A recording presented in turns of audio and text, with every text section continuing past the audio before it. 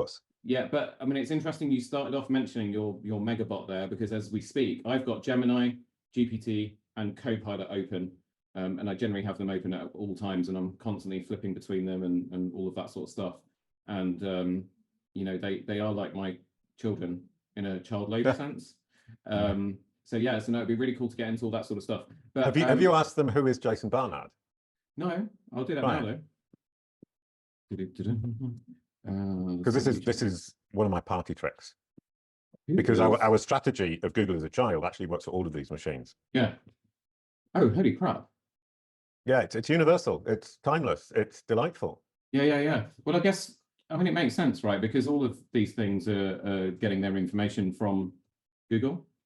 Well, they're all getting it from the web, and they all function in the same way. They're not all inventing new technology to do the same job, and they're all using the same data source of the web, and they're all serving the same audience, which is people looking for solutions to problems. So obviously, they all use the same technology stack or a very similar one. They use the same algorithm approach. They use the same data set, and they're serving the same audience. So they all function the same. So if I was speaking to somebody the other day who said, well, I've got myself into Google Bing, but I haven't managed ChatGPT yet. I say, why on earth have you got a different strategy for all of them? It should be the same strategy for the whole lot. Yeah. And that struck me as very strange, because people are used to thinking I need a different strategy for the different machines. They don't understand they all function the same, and they have for years. Yeah, I just typed, who is Jason Barnard into, Copilot is going for ages. So it's really interesting, because ChatGPT was literally just like 4 sentences. And then when you go to Gemini, that was a paragraph and then a quick rundown of your career with 4 bullet points. Hey. And then Copilot, couple sentences, no, 3 sentences. The last one being, let me share some interesting details about him. And then then it does the bullet points, and it's got 4 main headings, and then it's got bullet points within them. So the most comprehensive was Copilot, funny enough. Well, I mean, Copilot does a really interesting thing, which is a waterfall effect of queries, is that it will make the first query, Jason Barnard, who is Jason Barnard, then it will do queries based on the results. So it will figure out what the next questions are or what the follow-up questions are. And I can't remember what they call it, but it's basically a cascading system of queries to bring up that incredibly complete and up-to-date answer, because they're using Bing's web index. You end up with a situation of ingrained fact, which is what Gemini and ChatGPT do, plus the live results evaluated for the veracity, and a cascade. So Copilot is hugely powerful. And I know Fabrice Canal, who's the project manager at Bing, who's the boss basically at Bing, and he explains all this stuff to me. And he's a really nice guy. He's French, so I speak French too. So we're kind of French chums, as it were. And he just kind of looks at the world around him and says, why are Google making life so complicated for themselves? Which is a delightful kind of perspective. And the lovely thing about Bing is they've got nothing to lose. Yeah. So he's just saying, you know, we're profitable for Microsoft. Microsoft don't rely on us for their income. We're profitable, so we're allowed to do what we want. And every percentage point we win is $1 billion. Wow. So what do we care? Yeah, exactly. You know, the really interesting thing, I just asked Copilot who is Roberto Rivella, right? So I can tell where it's got a lot of the initial information from on the first bit of the cascade, because it's pretty much all from my website. And then in the second one, it says other endeavors, art and film. So apparently I'm also known for my work in the film industry. I've got credits as an art director, art department, and set director for movies such as Vantage Point, Get the Gringo, and Sin Nombre. And then it talks about the podcast as well. So it's obviously got me mixed up with another Roberto Rivella. There aren't that many of us. There's another, I think there's a third one who's a mathematician. So it's obviously got me mixed up with the arty one. But I'll take it, because it's just made me look even better than I already am. Anyway, I also like the fact that Copilot, anyway, we're not here to talk about all of this. We're here to talk about you. But this is all really, really fascinating stuff, right? But no, I find it fascinating. I mean, I don't know how useful it is to your audience, but it's absolutely super duper fascinating for me. So it'd be great if we can kind of just discuss how interesting all this is, but also give some practical information about how to deal with it, how to manage it, because I give you hints about that, easy peasy, because it isn't complicated. Yeah, I feel like I'm your koala and you're my bula. Bua, sorry, Bua and koala. Well, there are a couple of things. Number one is Google as the child that saw all these other machines. So you're saying they're your child in the child labor sense, and I'm saying they're my children in the terms that I'm their educator. Yeah. So I'm teaching them and holding them by the hand. So I'm Bua helping them.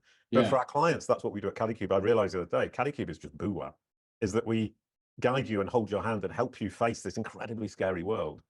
And Bua is something I've been my entire life. And I built a company that is Bua for our clients and Bua for the machines. So for me, the rest of the world is koala. Yeah. Yeah. You're koala. You're a yellow koala. How lovely. Exactly. Well, brown one. So our audience now, because I'm probably going to include all of this, is wondering what the F are these two talking about. So I better introduce you. Welcome to Tailoring Talk. I'm Roberto Rivera, bespoke tailor and weaver of superpowers. I prepare my clients and listeners to win. We'll meet self-starters and creators, dive into their journeys and uncover valuable lessons to help you be the very best you can be. Please help the show to grow and help more people by hitting subscribe and giving us a rating. Today's guest is a true master of online brand management, reshaping Google's gaze with strategic finesse since day one. As the CEO of Catacube, he's not just optimizing, he's orchestrating a symphony of digital presence. He also knows how I crafted this intro in honor of what he actually does for a living. From captivating conference audiences worldwide to hosting the acclaimed Branded Search and Beyond with Jason Barnard podcast, his impact is felt far and wide. With over 2 decades of digital marketing experience and an eclectic past that includes rocking out with the barking dogs, our guest journey is as vibrant as his digital footprint. Here to talk personal branding in the digital sense and how to make Google learn to love you. Tailoring Talkers, please welcome Jason Barnard to the show. Jason, how are you? Thank you very much, Roberto. That was absolutely delightful. I'm delighted to be here to talk about Google as a child. How can we make it love us? And for anybody who was a bit scared by the initial conversation, it's actually very easy. It really isn't complicated. These machines are children, and our job is to educate them about who we are, what we do, which audience we serve. And if you do it in an intentional manner, it becomes very easy. Yeah, totally. Now, it's really, really nice to, when I do get the opportunity to speak to a fellow countryman, because I can hear there is a British accent going on. Where are you from originally? Because you are not actually based on this island. You're based on a different island on the other side of the planet, I think. I'm trying to work out where Mauritius is. Yeah. I used to be. So I'll give you the location history. Born in Leeds, brought up in Otley, near Leeds. Exactly. I work for West Yorks Police, so I know most of the different district. Yeah, sorry. Who knows? You might have arrested me once in the past. Oh no. I was responsible for IT infrastructure and all this nonsense. All right. Okay. Fair enough. In that case, you won't have arrested me. Spending their money basically. Ooh, how lovely. Moved from Otley to Liverpool, where, interestingly enough, fun fact, I went to the same university as John Lennon, but several decades later. I was going to say, if you went at the same time as John Lennon, you look bloody good. Yeah, no, not quite. A couple of decades later, but I did get to play the Cavern Club. Oh, brilliant! Which is super duper fun thing to be able to say. Yeah. Then I moved to Paris and joined the band you mentioned earlier on, the Barking Dogs, and played punk folk music for 10 years, making a living, touring the country, playing double bass, and generally having a really good time. And then created the Buwan Kuala. We were talking about the cartoon characters Buwan Kuala with my ex-wife, and we moved to Mauritius, which is a tiny island in the Indian Ocean. We lived there for 13 years, making cartoons for kids on a desert island or a tropical island with beaches and sun. What could be better? Fantastic. Yeah. Then moved back to France. I moved back to France about 10 years ago, and I created or founded Catacube. And since then, I've been learning to educate the algorithms, Google's algorithms principally, but in fact, all of these algorithms, Perplexity, ChatGPT, Bing Copilot, Google Gemini, the same strategy works for them all. Yeah. And my job as Buwa the blue dog was to educate and help Koala, the yellow koala, who's my best friend in the cartoon, but also to educate the children we were engaging with. At one point, 60 million visits in 2007 to our website. So it was a lot of children.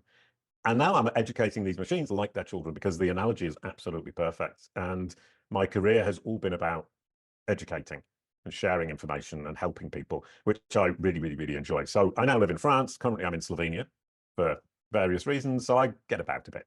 Yeah. Would you say you're a digital nomad of sorts? Kind of, yeah. Well, I've never owned a house, and I've never had a proper job. I've never had a job where I was paid from 9 to 5. I created my own company every time I needed a job and built my own job. And I never bought a house because I hadn't had the money, but also because I never stay in one place for long enough. So yeah, self-starting creator in the truest sense of the word. I mean, we straight away at the beginning of the conversation, so the audience, Jason and I have never met, this is the first time, and we straight away got into a conversation about various AI tools. So ChatGPT, Gemini. I'm literally just looking at my Mac application bar and just reading off everything that I tend to use in tandem. Perplexity as well, because I did actually pre-order the Rabbit R1. So right. mine arrives in July, I think. So I'm hoping by then they'll have fixed all the problems with it, because it's had really bad press lately. And so with that, they actually gave a year's subscription to Perplexity Pro, I think it is, whatever the highest tier of Perplexity is. Oh, wow. Lucky you. Or not lucky you, actually, because you're having lots of problems. With Perplexity itself, I've actually found it really, really good, in the sense that it seems to talk a more natural language than the others do. And I think that's the thing, right? So people now are much more aware. Obviously, GPT was kind of the first one where people, you be at dinner parties and stuff, and people will be going, "Oh yeah, just get ChatGPT to do it," and you'd be like, "What the hell? What ChatGPT? What are they talking about?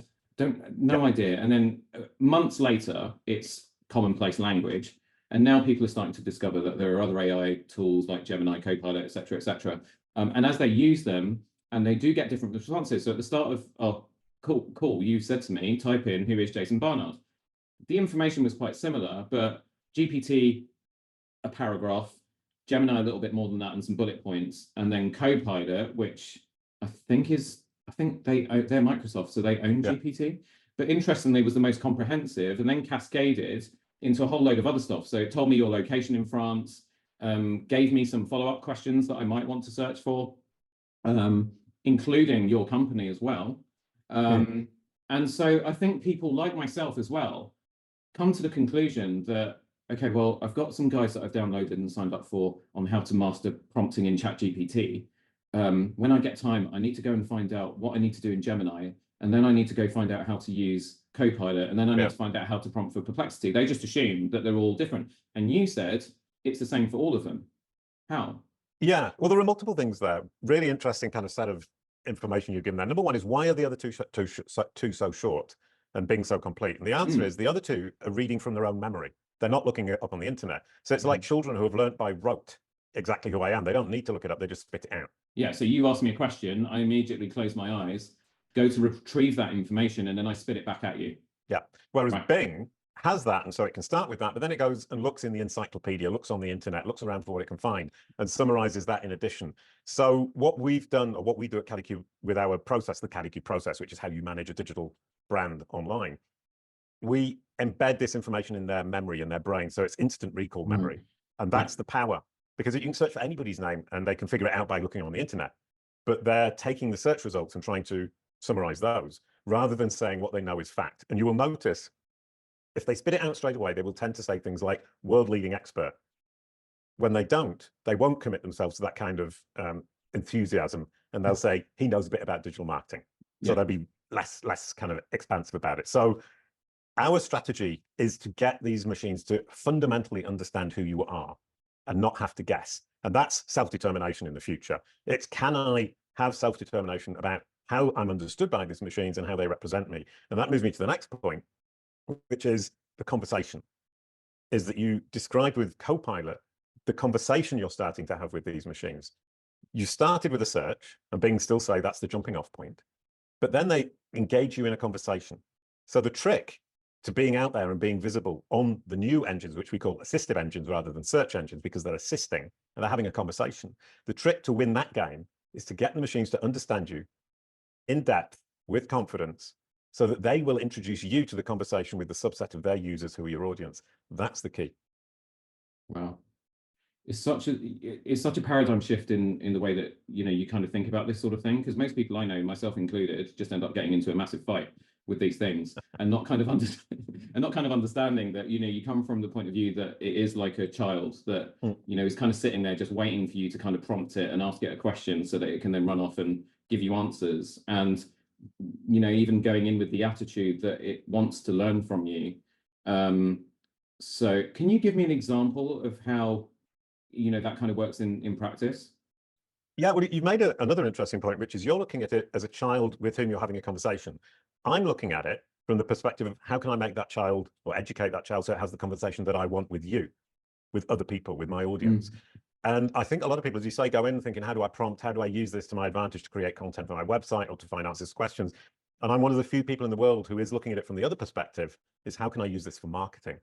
How can I get myself into the brain of this machine? How can I get it to introduce me to the conversation with its users and then recommend me as the best solution? Because when you're using these machines, you're looking for the solution to a problem. And I like also the term that they are the most important and the biggest influences in the world. They're having billions of micro niche conversations with billions of people every day. And you think about the biggest TikTok influencer or the biggest YouTube influencer you can think of, 500,000, 1 million followers, it's peanuts compared to what these machines are capable of doing if they're willing to introduce you to the conversation and recommend you. And the only problem you have is you can't pay them to do it. You have to do it indirectly by educating them, which is what we do. So your question was, how do you do that? And the answer is, you need what we call an entity home, and we can start there. The entity home is one web page on the internet that you own, that they understand is your representation of yourself. They're actively looking for it. John Mueller from Google says, we call this reconciliation. It's the point of reconciliation. I call it the entity home. It's where the machine can find information about you from you. And it needs to be on a website you own. And I would advise you for personal branding that it's your own personal website. You are not your company. You need your own personal website so you can start controlling the information that these machines understand, what they focus on, and how they represent you. If you don't have an entity home, you're going to be struggling from the get-go. Yeah. Wow. Oh, and the entity home only needs to be a two-page website. You don't need a huge website with a blog. You just need a homepage where you talk to your audience. So you say, here I am. I'm a tailor. I also like to play golf. I also like this. If you want to engage with me, go here. If you want to talk about golf, go over here. And then an about page where you state clearly the facts for the machine, and the machine will look at the about page and use that as your version of the facts. Who you are, who you serve, what your speciality is, and why you're a credible solution. Yeah. At that point, it will just look around the web and see, does the rest of the web agree with you? And if it does, job done. Yeah. And then I guess it kind of just puts you away on the shelf as a point of reference for when people are asking questions, because they're looking for a solution to a problem that you have told it that you can solve through your branding. I mean, it's almost like creating your own Wikipedia page or branding guideline, right? Because that's what brand is. It's you know, the website is the jam jar with the label on the front, and you're making sure that everything inside there is the jam that's described on the outside. It's one of my favorite. I'm very visual, by the way. I was really excited to talk to you because I thought you would get it. Because some people, the jam jar, I do. Yeah, well, some people I think find me a bit weird because I think in animation. So everything going on in my head, and I'm trying to describe it to you. But when you're teaching me stuff, I'm immediately animating it in my head, and that's how I kind of process information. Is that weird? No. Okay. Having made a lot of cartoons, we made a TV series with Boo and Koala. My brain works like that a lot as well. And I think it's helpful because I come from a geeky world of data. We've got 2 billion data points from Google collected over the last 9 years. And part of the reason, I'm an analyst, so I have a degree in economics with a first in statistical analysis. It's something I'm very good at. Yeah. And I think people think, well, that means he's an accountant or that kind of person, but I'm not. It's imagination that helps me to do that. And exactly what you're talking about is I see things moving in my brain, and it's the numbers becoming something that's alive, something I can relate to, and it's really helpful. But coming back to Wikipedia, which you make a very, very, very good point. These machines have what we call knowledge graphs. And the knowledge graph is simply a huge machine-readable encyclopedia. So Wikipedia is an encyclopedia for human beings, and it's tiny. It's got 6 million articles. So you're not going to get an article in Wikipedia unless you're notable. Google's knowledge graph has 54 billion articles in it. So it's actually quite easy to create your Wikipedia article, your jam jar in Google's brain. So from that perspective, you only need to be understood. You don't need to be notable. Google wants to understand the whole world. Yeah. It's a child that is desperate to understand the whole world, to, as you say, have the right person to solve the problem for its user on demand like that. So if you can get it to understand who you are, who you serve, and why you're credible, it will recommend you as the solution to their problem, because that's its job. That's all it's designed to do, solve people's problems as efficiently as possible. And if you're the best solution, you get the vote, the person comes to you because the machine's recommended you. So you almost want to have this attitude all the time, whenever you're doing anything that's going to touch Google, which, to be fair, any content we create that goes on the web, right? But then having the attitude, so I'll give you an example. So having the attitude of, okay, I'm about to push this piece of content or press publish on this. I need to make sure that I'm helping Google to understand that this is valuable information for it. So my assistant has finally discovered ChatGPT. And I said to her, right, here we go. You're going to be so much more productive. So she's now going on websites like not just answer, what's it called? You know, the web's most searched questions, blah, blah, blah. Oh, and she's answer the question. Ask the public. Ask the public. You're much better at this than I am. Exactly. Sorry, I didn't mean exactly. No, you're the master. I didn't mean that. There was a delay in the Zoom call. So we're just kicking off wedding season in the tailoring industry. It's gone absolutely freaking nuts. And so I said to her, so what we need to do is we need a few more wedding related articles on the blog, but we need them coming from a point of view of trying to help people, because a lot of grooms at the moment are asking questions such as, can I wear a linen suit to a wedding? Will it crease? Blah, blah, blah. You know, what the hell should I wear? Because most of them don't know. When should I order my wedding suit? Because most of them leave it to the last freaking minute. Yeah, because you only get married once in theory, so you don't know until you get there in theory. Yeah, exactly, in theory. But I think also the other thing I've noticed that we've got a generation coming through who are getting married, who have got a lot of disposable income, either because our generation of parents are helping them out with everything. Sometimes when I fill out their address details, Jason, right, and I'm like, oh, where do you live? And they're like, oh, in whatever road in Hampstead, or Kensington, or St John's Wood. And I'm looking at them thinking, are you renting? And they're like, no, we own it. And I'm like, okay, like, you've had help. Anyway, right, good luck to them. We all need to live our best lives. We do. Anyway, the point is they're coming in with a lot of disposable income. And on average, this generation is spending more money on their weddings than any other before, certainly in my 22 plus year career. I think part of that is down to Instagram, social media, etc., because it's all about looking good in the photos, because that's the other question they ask a lot. What colors look best when you're being photographed, right? What fabrics look best when you're being photographed? Red. There we go. And here I am, complete contrast in green. But anyway, so what was the point? Right. So my assistant then used Google, used GPT, etc., to sort of, find some questions that would make good article headlines. And when she published the article, so she got GPT to do the draft, sent it to me. I then made it sound like an actual human, because there are terms GPT, etc., use that we never ever use in everyday life. Elevate. Elevate. It uses elevate. Elevate. Yeah, I never say elevate to anyone, right? Nope. So once I was happy with it and I'd rewritten it, then she published it, and I looked at it, and she used our website's automatic link generator, which is gobbledygook.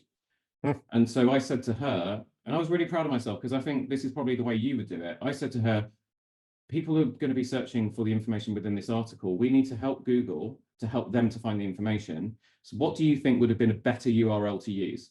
And so she thought about it for 2 seconds, and she said the title of the article, which in this case is what wedding suit should I wear this season?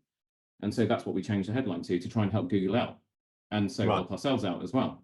Am I going along the right lines here with my attitudes and how it's changing to all this sort of thing in our approach? Yeah, you are. I mean, one thing is that the machines are looking for things that information or articles that they can't currently produce with their own AI. So the idea that you will write using ChatGPT or Google Gemini and then just put it on a website and then Google will use it is not the best approach, because if they could do it for you, they can do it for themselves. They don't need you. You need to give them extra information. They want information gain. So your expertise needs to go into that article to give them additional information so they will use it. Yeah, which is exactly what I did. So I used what she produced in GPT as a skeleton, almost. And then I pretty much rewrote it. Just sat there on my MacBook Air, which, by the way, everyone listening, we're going to do an Apple episode soon. Freaking fantastic device. And I've got a lot to say about those new iPads. Anyway, but I used what she produced as a skeleton almost. And I was like, right, okay, fine. And then I rewrote it completely, added some extra information in, changed the language, etc., etc. So by the time she got it back, it was pretty different to what she sent me in the first place. But it was helpful to me, because with everything I've got going on in my life at the moment, I can't get clear space to write sometimes, and you just need that jumping off point, as it were. Yeah, they're huge time savers, and they kick you off on the job, which is great. But I'm going to tell you something that's going to, I hope, blow your mind. I'm ready. Google is obsessed by understanding people. So the knowledge graph we said earlier on, Google's machine readable encyclopedia contains 54 billion things: people, places, companies, records, events, music groups, films, actors. In the last year, the number of people it's identified in its knowledge graph, factual information about people, has been multiplied by 4. And the rest of the world, companies, music groups, albums, films, podcasts, events, hasn't increased at all. Google is only trying to understand people right now. It's doubling down on understanding people.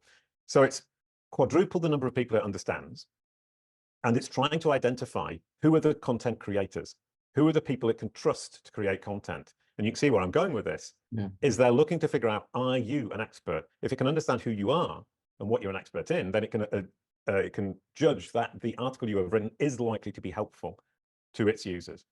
And it also means that if you put your name to something that's been written by AI, you're shooting yourself in the foot, because the machine will understand that it's not you who wrote it, and you lose the credibility that you managed to gain through the understanding it has and the article you've written.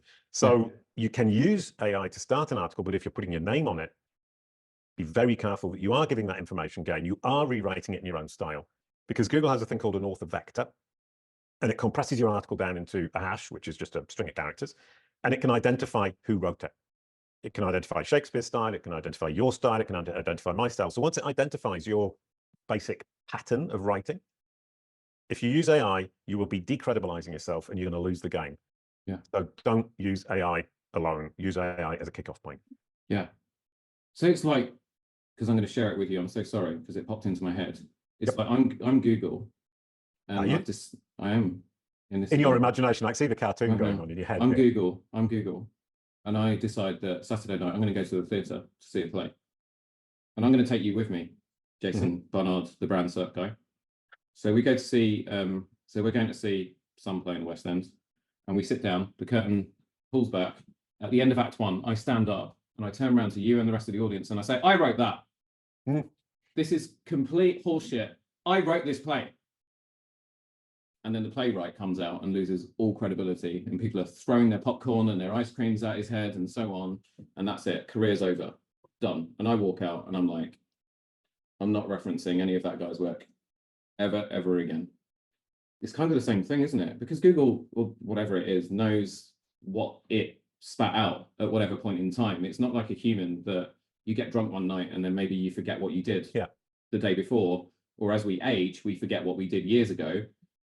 The machines, it's all stored ones and zeros in memory banks. They can access that information at any time they want in tens of millions of seconds, probably. Yeah, 100%. And they have perfect recall and they fact check. One of the huge problems that they have right now is people are criticizing them because they're not always accurate. And they get laughed at a lot, but you have to understand, you don't have to understand, but if you're a little bit empathetic, and I talk about empathy for the child, be empathetic to what their problem is. Their problem is, how on earth do we understand an incredibly messy internet where we're trying to understand different people who have the same name? That's ambiguity. How do I identify this Jason Barnard from the Jason Barnard who's an ice hockey player, from the Jason Barnard who's a podcaster, from the circus clown in South Africa? How do I identify which one is being talked about when I see Jason Barnard, the name? That's number one. Especially when there are multiple different people, and especially when we as human beings are not consistent and not clear. So from the machine's perspective, it wants you to help it. And what we do at Kalicube is partially that. The first step in the Kalicube process is to look at your digital footprint. We have a proprietary software that actually analyzes and audits your digital footprint and prioritizes the resources that are out there on the web according to their importance to these machines.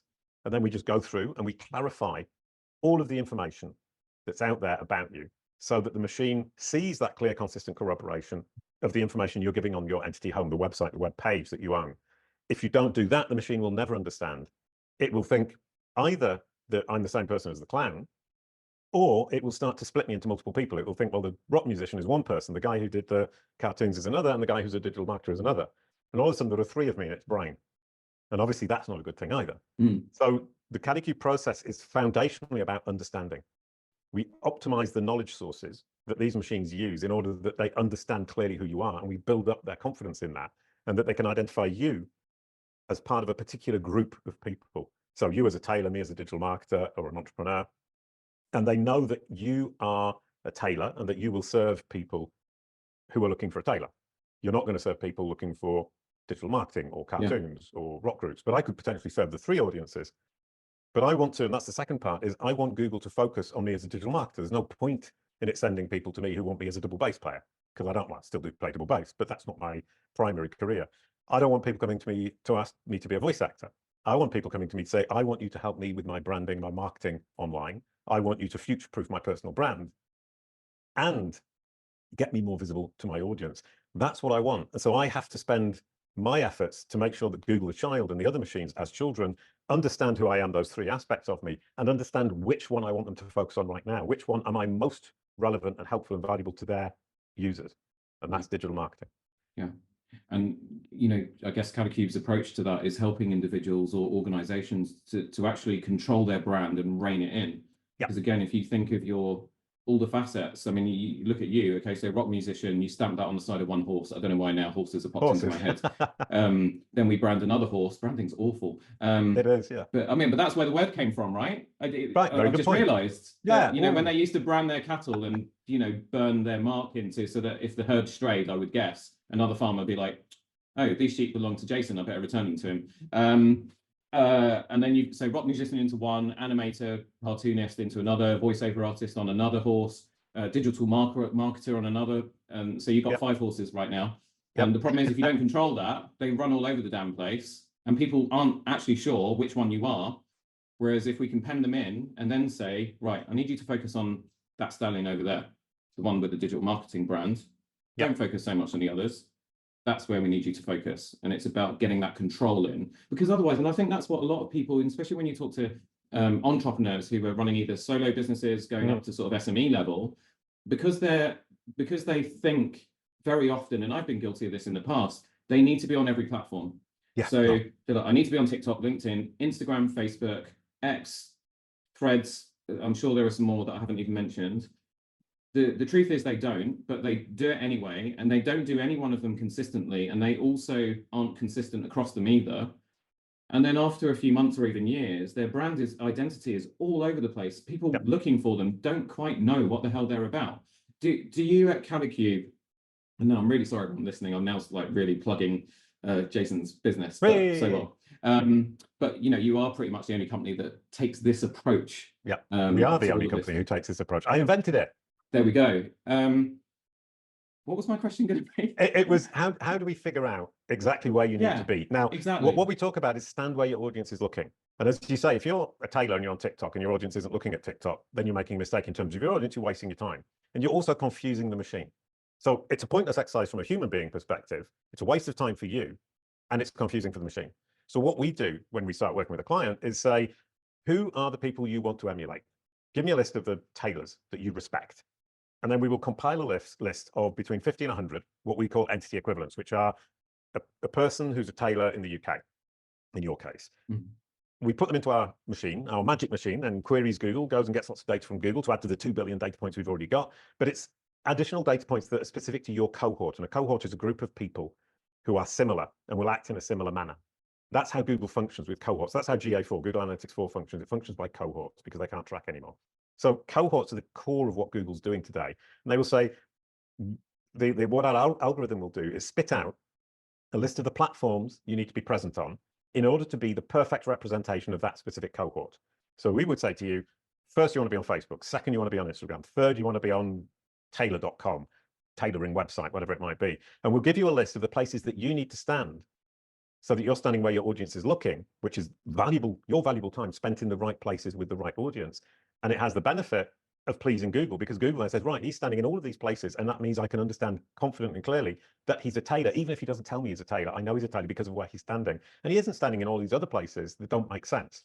And as soon as somebody creates that confused digital footprint, Google's saying, well, is he a tailor? Is he a sports person? Is he a wedding photographer? I don't know, all of these different things. Because you created all these profiles, you've truly created a problem for yourself, wasting your time in the short term. As you said, wasting your time trying to maintain it over time and confusing the machines. And I see people coming to us all the time saying, oh, I've done this. I created 70 social media profiles. And the first thing we say to them is, that was a huge mistake. We're now going to go about closing them all. And it's not about the quantity of information about you. It's the quality of the information and how well focused you are. And I'll give you a good example. Is I said that Google now has 54 billion things in its brain. So I calculated it the other day. Wikipedia has 6 million and Google has 54 billion. That's 9,000 times bigger. And 9,000 doesn't seem like a lot unless you think about what that means in terms of multiples. 54 billion is huge.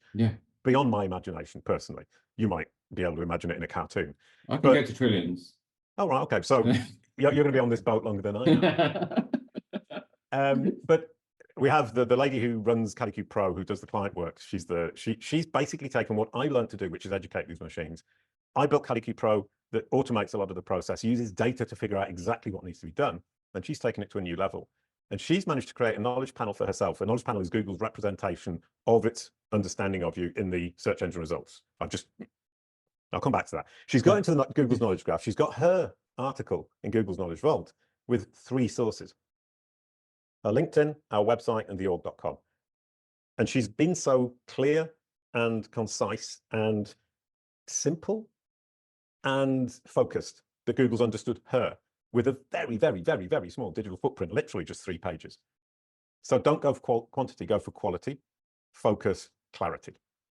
And now I'll explain what I mean by a knowledge panel, because that was a bit confusing. If you search my name, Jason Barnard, Jasonbarnard, on Google, you will see on the right-hand side a description of me from Google Books. You'll see Rand Fishkin, you'll see Joost de Valk, Cindy Crum, and Kevin Indig.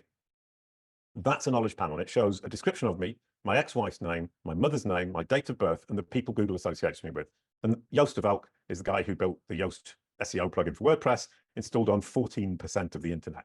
So he's famous, and I'm associated with him. That's brilliant. Yeah. That knowledge panel is Google's visual representation of the facts it's understood about me that it has in its pseudo Wikipedia article jam jar in its machine readable encyclopedia. That's what we're looking for. That's what we sell and deliver to our clients first and foremost, is when Google can show that knowledge panel, when somebody searches your name, it means it's understood you, it's confidently understood you, and it's categorized you with your subtitle that you get there. Mine's entrepreneur, yours would be Taylor. It's understood who you are and who you serve with great confidence. Because like a child, if the child isn't confident, it won't stand in the middle of the playground shouting out the information because it's worried about being embarrassed by being wrong. Yeah. And the knowledge panel, when Google shows these facts on the right-hand side on a search on desktop for your name, is the equivalent of Google the child standing in the middle of the playground shouting about who you are and how wonderful you are. Yeah. That's what you want. And that's what we deliver. It's giving Google conviction. Because you think about anything you do in life, if you're not sure about it, if you've got any doubt about it, you either don't do it, or if you do it, you don't do it with any form of conviction. No one believes you. So then you lose your authority and your credibility. And that's what we're trying to help Google to do. Yeah. And then we say Google, and then we come back and repeat. I'm repeating ourselves. Is all of these machines function the same? They're all using the same data set. It's the web. They're all serving the same users, which is us human beings trying to serve us, solve our problems, or help us solve our problems. They all have the same technology. Nobody's got completely different technology to the others. And they all have the same aim, which is to solve their users' problems. So they all function the same. So if you're building a different strategy for each of these machines, Bing, Google, ChatGPT, Perplexity, then you're getting it wrong and you need to reconsider. And the KDQ process, what we do is the single strategy that's universal, both universal for these machines, but also for our audience or our potential clients. It works for everybody and anybody. And it's also timeless. It worked yesterday. I've been doing this for 10 years. It was working yesterday. It still works today, and it will work into the future. I have no fear of the future because these machines right now are simplistic. They learn by repetition, which is what we do. They're going to get smarter and smarter and smarter and smarter. I'm confident that if we have that foundational information in their brains as they start to get smarter, as they grow up and become teenagers, then they go to university, and they start to outsmart us human beings. That's called singularity. If they have a foundational knowledge that they're incredibly confident in that we have provided, they will trust us when we tell them additional things. If we don't have that, they're not going to trust us. We will have lost control completely. Self-determination, forget it. Yeah, there's a whole other conversation I can get into with you, which I won't today. Let's stick to today. I was at a talk with I think at that time, he was the single most funded human being in the area of artificial intelligence research. Can't remember his name. It's really embarrassing. Probably doesn't listen to this podcast, so it's fine. But obviously that question naturally came up, right? The Skynet question that everybody asks. And I turned around and I said, we're sat in a coffee shop. You look across, there's a machine gun on the table. It's just a machine gun. There's no one around it. No one's touching it. It's just a machine gun on the table. How do you feel? Well, it's a bit weird that there's a machine gun over there, but okay, fine. Now someone walks over and picks the thing up and starts waving it around. Now, how do you feel? Now I'm starting to feel a bit threatened and worried for my life. Exactly. In my view, at that time, these things are tools. It's how we wield them that makes the difference between whether they're quote unquote evil or there for the greater good. And I having my happy-go-lucky, trying to see the best in everything and everyone way of life, and also I think you've hopefully really helped and inspired people listening today who see things like Bing, Google, search engines basically as evil because they're owned by evil corporations that want to get as much data about us as possible, which is probably true.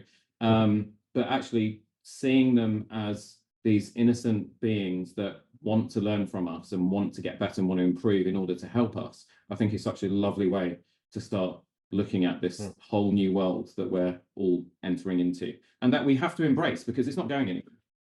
No, 100%. And the idea that they want to get it right. The only reason they get it wrong is because they haven't understood. And the reason they don't understood is because we're not clear.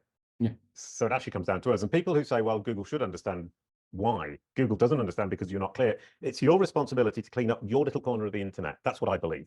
And if you don't do it, that's fine. It's up to you, but don't expect the machine to understand. Yeah. You want to take control. If you want to have control, you need to take control today. And taking control today is your best chance of having control or a level of control in the future. Once these machines have understood what they've understood, right or wrong, it's going to be really fixed down in their brain. You don't forget as an adult what you learned as a child. Let's take this opportunity to teach the child while it's still a child, because the child is still learning by simple repetition and corroboration. In the future, it's going to start extrapolating. It's going to take cohorts. It's going to identify incredibly detailed cohorts and start guessing at things about you without you telling it. That's when you need to be, and this is the geeky part, you need to be in exactly the right cohort in its brain, because otherwise it's going to guess wrong. So philosophically speaking, my perspective here is I've got a good grip on, number one, in fact, I've got the best grip that I've seen on understanding today and controlling these machines today. But I also have, I hope, or I believe, the best chance of helping my clients control in the future when the machines get really smart. That's obviously way down the road, and you can think, well, I can worry about that tomorrow. But think about 2 years ago, even a year ago, or a year and a half ago, ChatGPT wasn't common. So you didn't even think about the conversations. And now you're frustrated that ChatGPT, when you ask it the MySQL query for selecting 15,000 rows from this database, very geeky question, the MySQL query for selecting 50, why are you repeating it? A year ago, I was terribly pleased. I was watching it. It was a lot of fun. Now I'm really frustrated. It just doesn't give me the answer. And it shows how quickly we adapt as human beings and how fast these machines are advancing. ChatGPT is suddenly normal. In a year's time, potentially, they're now creating videos. Potentially, it's going to answer you with a video that it's just created on the fly. Who knows? Yeah. Don't think that you can put off to tomorrow that foundational understanding these machines have. You can't, or you shouldn't.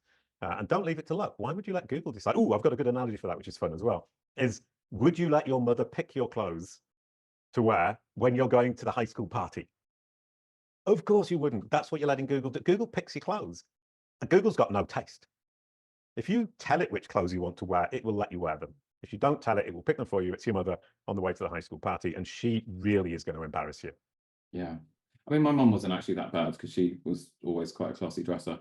But yeah, sorry, I'm sorry to your mother. I hope she doesn't watch this. I don't know. I don't think she does anyway. But putting myself, because I'm an empath, into the shoes of most of my friends whose mothers would probably create disasters out of them.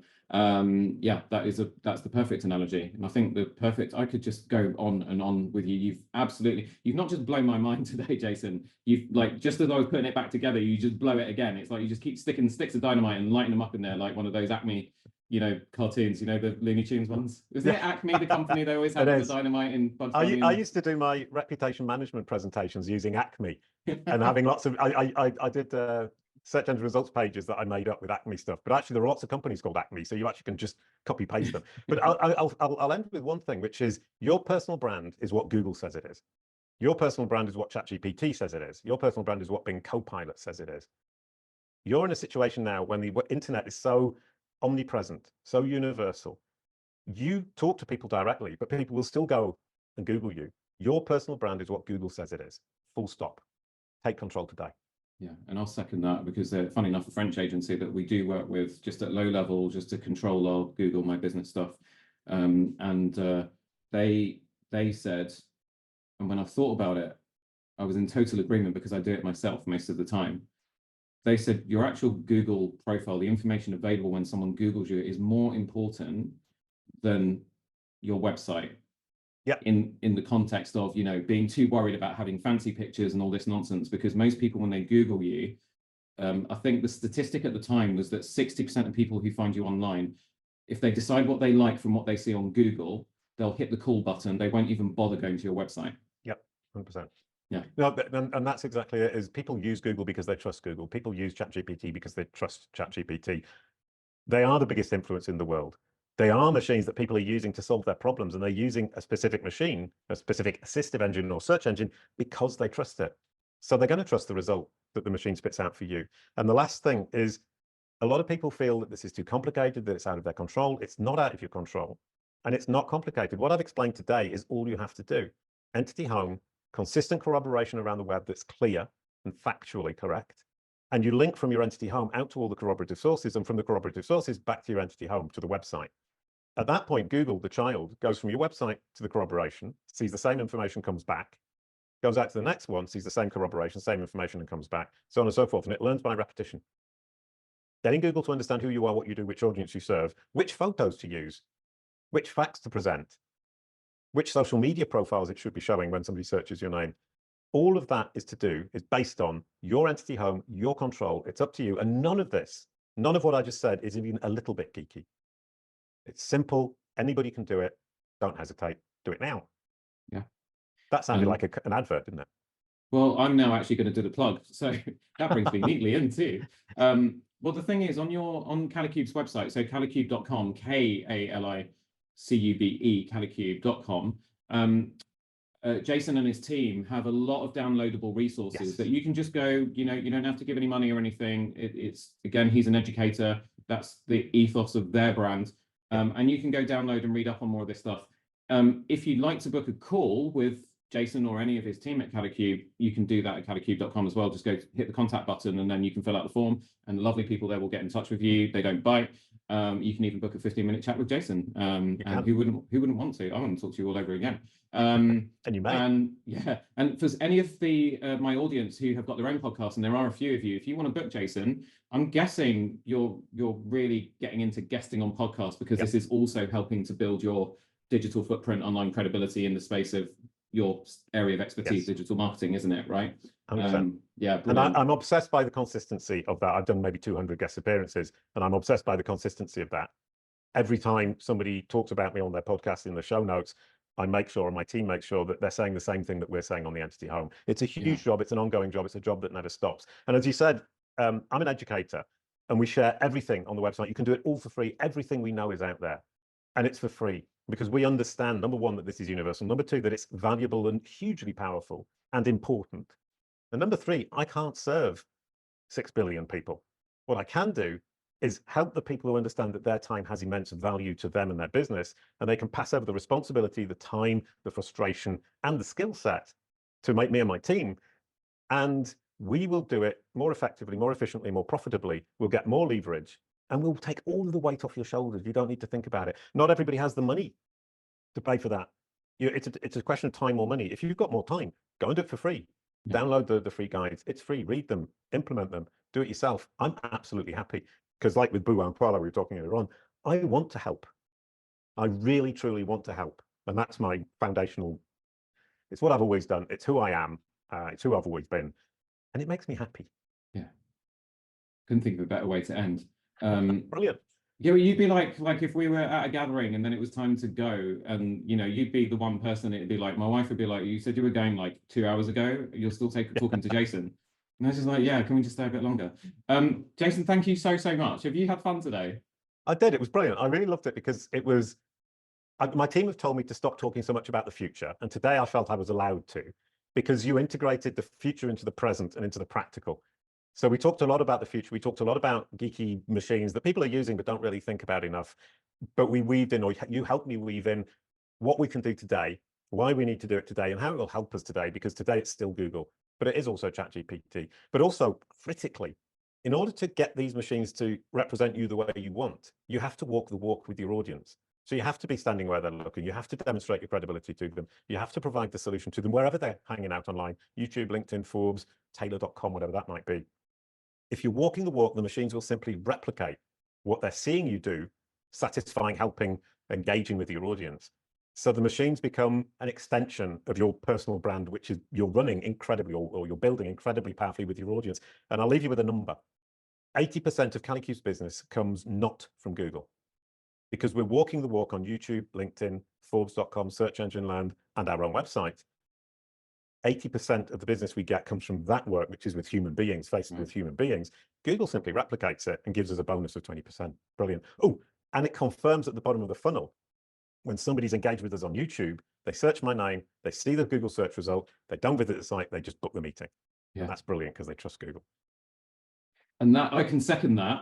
Sorry, usually when I say, have you had fun today, don't worry, because that was absolutely freaking brilliant. And you complimented me as well, thank you. And you were right in absolutely everything that you said. And then I do my outro. But I will second what you just said, because actually since we started, so I took the dust covers off our YouTube channel about a year ago. I'm so proud, because I've now got 388 subscribers, big achievement. And then we started to feed the podcast out to YouTube as well. And I was shocked at how many people listen to audio only versions of podcasts on YouTube. And now we've started to put the video versions out as well. But that's exactly it. So 80% of our business is repeat referral recommendation from our existing audience. The other 20% is the bonus stuff, like you say, when I'm like, oh my God, I'm so busy this week. I haven't followed up with anyone. I haven't called some of my clients to find out if they need me this summer. Yeah. But we just get bonus appointments like every single day. And when I talk to them, I say to them, how did you find me?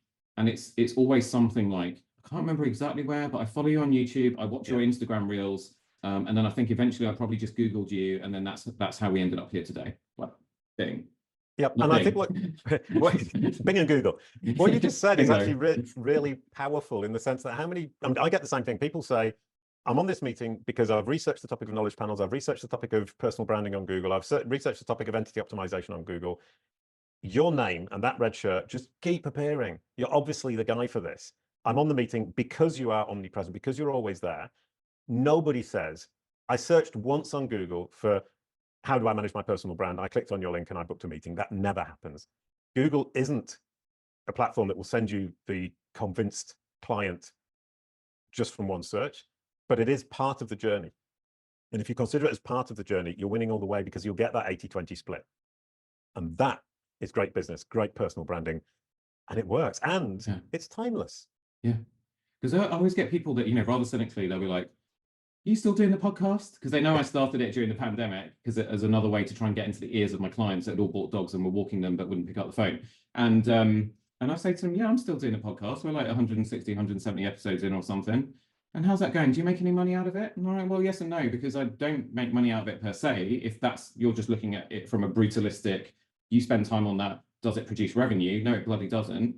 But it's part of a multifaceted, because I don't know I don't know how people connect with me and how they stay tuned in to me and how they keep me front of mind. Some people, it's because they listen to the podcast. Some of our clients, it's a newsletter that goes out on Fridays. Some people, it's a YouTube channel now. Some people, it's my Instagram reels. Some people rely on me to pick up the phone and call them the old-fashioned way every 6 months. You just don't know. We're all different. We all connect with each other differently. We all stay connected in different ways. We all engage in different ways. And it's just part of a multifaceted approach to just trying to connect with people, coming from a place of wanting to help people, because like you, I can't help every single person on the planet. There are people who do value their time and have got the money to use someone like me to take care of all of their headaches. With you, it's digital marketing. With me, it's clothing and image, etc., etc. There are people who don't have the money to use me, would love to work with me, but they can't. And I can't because of, obvious business principle type stuff.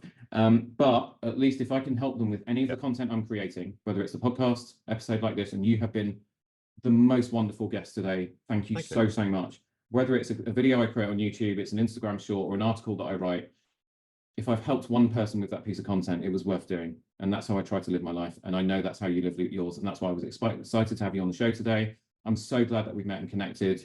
You are a special individual, and I hope we keep in touch. And I hope everyone listening today reaches out, connects with you, follows you, seeks you out, because you are truly what you say you are.